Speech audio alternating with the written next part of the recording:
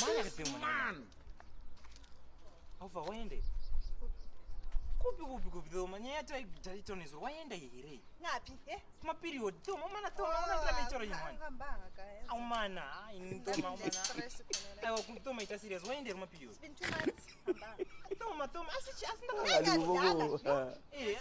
Wajefa vipi? Ayo kunuko Thoma ishama kutadza kana urara udondirasa nesitezo mana.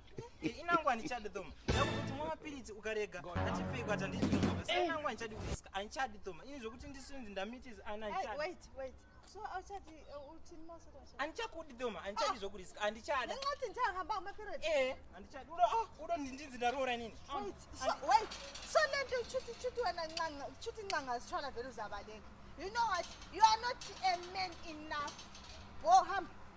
Hamba sakufunda lapha. I'm beautiful. Indoda esakumitisa. So chuthi nqanga vele kule risk vele la. Na umuntu so wena esaba kumitisa. You went out sorry.